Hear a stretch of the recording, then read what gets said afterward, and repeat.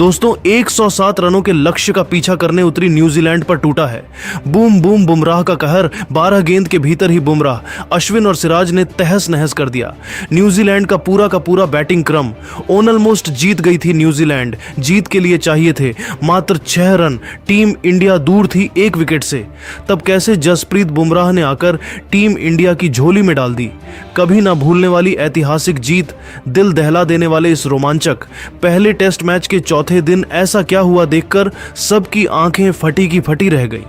उसकी पूरी हाईलाइट तो हम आपको दिखाएंगे ही, लेकिन उससे पहले यदि आप भी सरफराज, पंत और बुमराह के फैन हैं तो हमारी इस वीडियो को दिल से एक लाइक और चैनल को सब्सक्राइब करना बिल्कुल भी। आप तो जानते ही हैं कि भारत और न्यूजीलैंड के बीच T20 सीरीज का पहला मुकाबला बेंगलुरु के एम चिन्नास्वामी स्टेडियम में खेला जा रहा है, जिसका पहला दिन बारिश के कारण धुल जाने के बाद दूसरे दिन टीम इंडिया केवल 46 रनों पर निपट गई, तो तीसरे दिन न्यूजीलैंड की टीम ने भारतीय गेंदबाजों की धज्जियां उड़ाते हुए 10 विकेट खोकर 402 रनों का स्कोर खड़ा किया। तीसरे दिन ही भारत को एक बार फिर बैटिंग करने का मौका मिला और टीम इंडिया ने अपने 3 विकेट खोकर तीसरे दिन का खेल खत्म होने तक 49 ओवर में 231 रन बना लिए। सरफराज खान 70 रन बनाकर खेल रहे थे। चौथे दिन की सुबह उनके साथ निभाने के लिए आए थे ऋषभ पंत, जो अब पूरी तरीके से फिट नजर आ रहे थे। न्यूजीलैंड के गेंदबाज जल्द से जल्द विकेट लेना चाहते थे, लेकिन उसके बाद तो इन दोनों ने अपने बल्ले से ऐसा सितम ढाया कि पूरी दुनिया देखती रह गई। जी हां दोस्तों, आज भी उन्हें देखकर ऐसा लग रहा था कि वह गेंदबाजों का करियर तबाह करने के इरादे से उतरे हैं। टेस्ट मैच को उन्होंने कब T20 में पलट कर रख दिया पता ही नहीं चला। 52वें ओवर में मैट हेनरी को भी बाउंड्री के पार चौके के दर्शन कराकर उन्होंने टीम इंडिया को तेजी से आगे बढ़ना शुरू कर दिया था। इसी के साथ उन्होंने टीम इंडिया को 250 रनों के पार भी पहुंचा दिया था। तो उसके बाद भी उनका बल्ला रुकने का नाम नहीं ले रहा था अपनी घातक बल्लेबाजी से। इस खिलाड़ी ने 57वें ओवर में तीसरी गेंद पर टिम सऊदी के सामने चौका लगाते हुए 110 गेंद पर अपना पहला टेस्ट शतक पूरा कर लिया और इतिहास के पन्नों में अपना नाम सुनहरे अक्षरों में लिखवाया। इसके बाद तो मानो वह न्यूजीलैंड के पीछे पड़ गए थे। न्यूजीलैंड के गेंदबाजों के पसीने छूट चुके थे। उन्हें समझ नहीं आ रहा था क्या किया जाए, क्योंकि इन दोनों ने तो सुबह सुबह अपनी विस्फोटक बैटिंग से टहलका ही मचा दिया था। हालांकि समय कम होने के कारण केवल 40 ओवर अंपायर ने और करवाने का फैसला किया, लेकिन 40 ओवर काफी थे टीम इंडिया के लिए न्यूजीलैंड की धज्जियां उड़ाने को। दोस्तों, शानदार फॉर्म में चल रहे ऋषभ पंत ने आते ही विकेट के सामने तीर की तरह खूबसूरत स्ट्रेट ड्राइव से अपना खाता खोल उन्होंने अपने तेवर गेंदबाजों को दिखा दिए थे। बस फिर क्या था, जब आगाज इतना शानदार हो तब अंजाम की क्या ही बात करें। एक बार फिर हमें विस्फोटक पंत की लाजवाब बल्लेबाजी का नमूना देखने को मिला, जहां उन्होंने एक के बाद एक चौके छक्कों की झड़ी लगाते हुए कब टीम इंडिया को 380 रनों के पार पहुंचा दिया पता ही नहीं चला।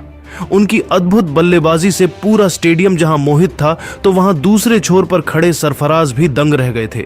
हालांकि जब तक पंत गेंदबाजों की पिटाई कर रहे थे, तब तक सरफराज ने समझदारी दिखाते हुए खामोशी से केवल उनकी बल्लेबाजी का लुत्फ उठाया, एक छोर संभाले रखा। लेकिन जब उनका बल्ला गरजना शुरू हुआ तब माहौल देखने लायक था। पंत के साथ मिलकर सरफराज ने कीवी गेंदबाजों को ऐसा दर्द दिया जिसे भुला पाना उनके लिए कभी भी मुमकिन नहीं हो पाएगा। लेकिन वह अकेले ही नहीं थे जो न्यूजीलैंड पर अपना गुस्सा उतार रहे थे।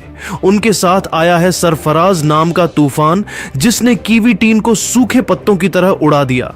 न्यूजीलैंड के गेंदबाज इन्हें रोकने के लिए एड़ी चोटी का जोर लगा रहे थे, लेकिन उनका हर प्लान फ्लॉप हुआ था। एजाज पटेल को आड़े हाथों लेते हुए सरफराज ने शानदार चौका लगाया और टीम इंडिया को 300 रनों के पार पहुंचा दिया था। तो फिर 66वें ओवर में एजाज पटेल की धज्जियां उड़ाते हुए ऋषभ पंत ने तो इनका कैरियर ही तबाह करने का मन बना लिया था।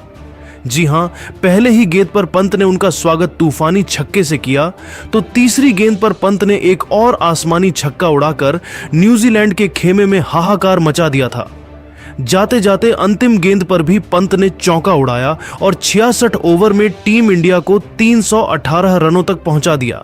पंत ने भी अपनी शानदार 50 पूरी कर ली थी। दोनों के बीच 100 रनों से भी अधिक की पार्टनरशिप हो चुकी थी, जिसके दम पर टीम इंडिया ने मैच में तगड़ी वापसी की थी। 71 ओवर में टीम इंडिया 344 रन बना चुकी थी, लेकिन तभी मूसलाधार बारिश आई और मैच को रोक दिया जाता है और मौसम खराब होने की वजह से फिर लंच भी ले लिया गया। लेकिन दोस्तों, बारिश बहुत जोरदार हो रही थी, यहां तक कि मैच तो शुरू ही नहीं हो पा रहा था। न्यूजीलैंड की टीम तो खुश हो गई थी, उन्हें लगा था कि अब तो यह मैच ड्रॉ हो जाएगा और भारतीय क्रिकेट टीम यह मैच जीत नहीं पाएगी। लेकिन दोस्तों, उनकी किस्मत इतनी भी अच्छी नहीं थी। बहुत जल्द करोड़ों हिंदुस्तानियों की दुआओं का असर हुआ और दोबारा से मैच को शुरू कर दिया। जी हां, सरफराज ने अपना रौद्र रूप दिखाते हुए मैट हेनरी की लगातार 4 गेंदों पर 3 खौफनाक छक्के और एक ऐसा खतरनाक चौका लगा दिया जिसे देख पूरा स्टेडियम झूम उठा। दर्शकों में इस खिलाड़ी ने एक नई जान फूंक दी थी।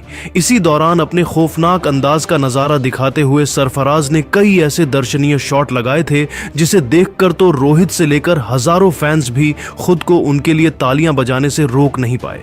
गेंदबाजों के चेहरे पर इन दोनों का खौफ साफ तौर पर देखा जा सकता था। हालांकि बहुत जल्द जब लंच के बाद मुकाबला शुरू हुआ तो मैदान में आते ही ऋषभ पंत ने 99 रनों की खूंखार पारी खेली तो सरफराज ने तो 150 रन बना डाले थे। हालांकि उन दोनों के आउट होते ही टीम इंडिया ताश के पत्तों की तरह बिखर गई और भारतीय टीम ने चौथी पारी में 106 रनों का लक्ष्य न्यूजीलैंड को जीत के लिए दिया था।